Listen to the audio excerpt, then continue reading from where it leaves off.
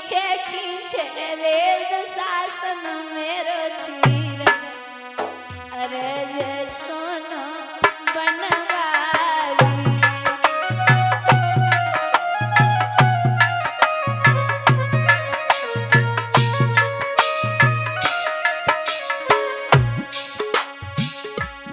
खींचे खींचे रे दुशासन मेरो चीर, अरे जे सोनो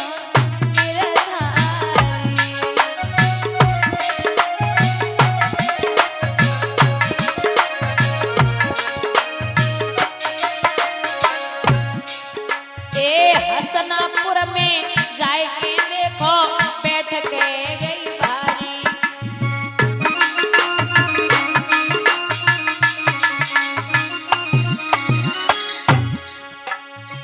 कौरव पांडव सभा बीच में गिरी द्रौपदी नारी, उनके नैनन से बरसे नीर, अरे जे सुनो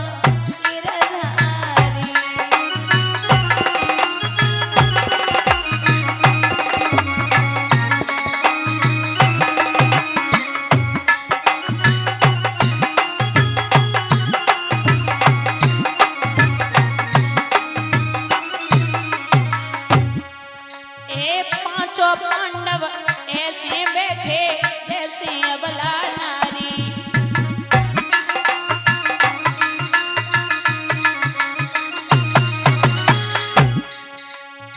द्रौपदी पहना मन में सोचे दुर्गत भई हमारी, नहीं है कोई धरैया धीर, अरे जे सुनो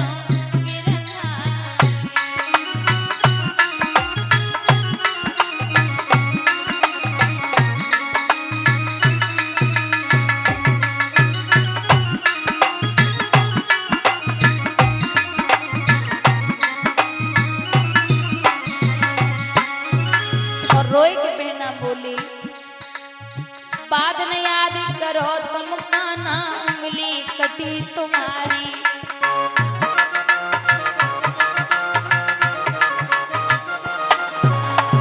दोनों हाथन पट्टी बांधी चीर की अपनी साड़ी, आई गई रे कन्हैया तुम याद, अरे जे सुनो गिरधारी।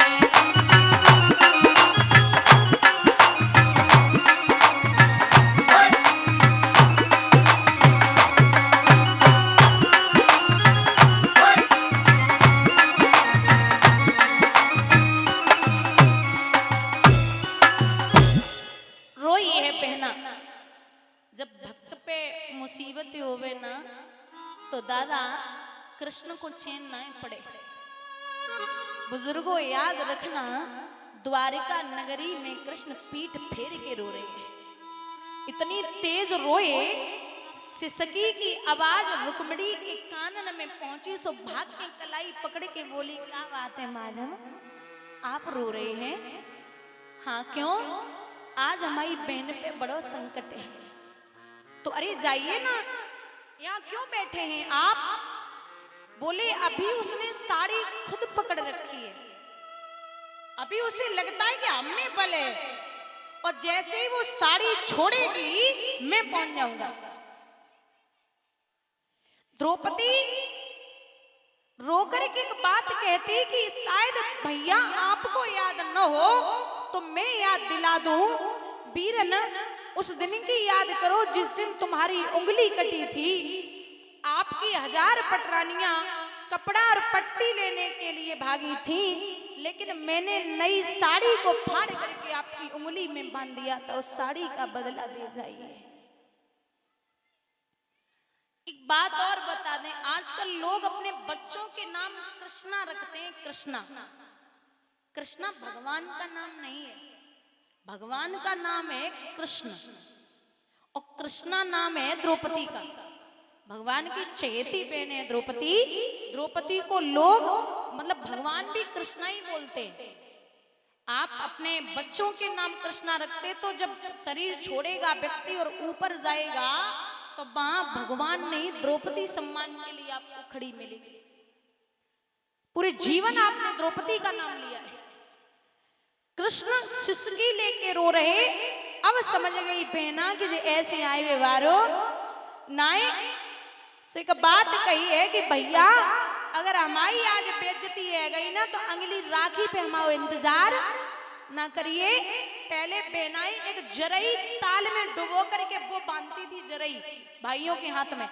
सो द्रौपदी बोली अगली साल तू ये इंतजार मत करना कि मैं तेरे हाथ में जरई जब बांधूंगी तो तू आएगा तो मैं बांध भी दूंगी, ऐसा बिल्कुल नहीं है भैया। अगर तू आज नहीं आया तो राखी तेरी नहीं बनेगी। और दोनों हाथ उठाए के द्रौपदी ने बात कही, अरे ओ गोविंद अवका मनमानी कर वावोगे मेरे बिरन दौर का वाले अवका।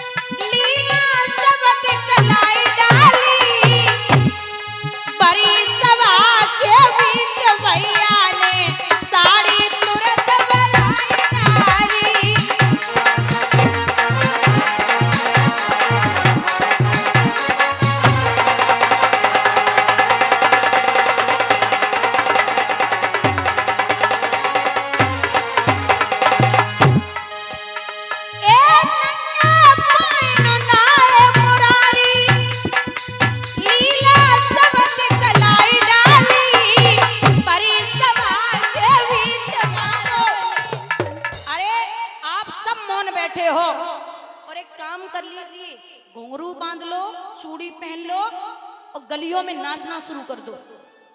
आपके हाथ में कुछ भी नहीं बचा, सब ऐसे ही साड़ी बांध के घूमो।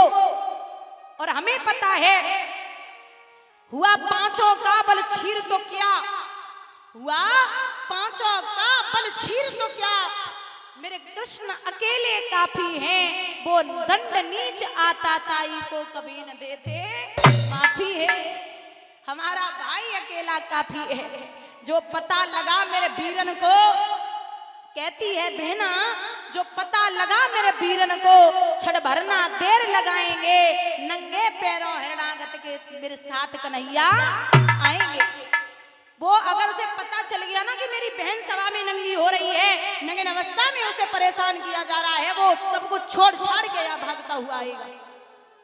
और द्रौपदी कहती है नई भगिनी में लाचारों की, भगिनी माने बहन, मैं लाचारों की बहन नहीं हूं, नई भगिनी में लाचारों की, मधुसूदन मेरा भाई है, लगता है दुशासन दुर्योधन तेरी मौत यहाँ पे आई है। अगर भाई को पता चल गया तो बहुत जल्दी आएगा। और द्रौपदी हाथ उठाई कि बोली भैया तुम्हारे समझ में से नहीं आई रही है कि हम तो नगिन पैदा भये और नगिन है भी जाएंगे तो हमारा कुछ नहीं बिगड़ेगा।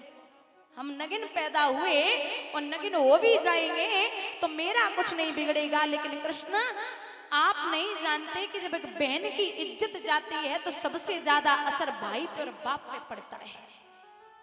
आप कहीं मुंह दिखाने के काबिल नहीं रहेंगे। सुनिए गोविंद,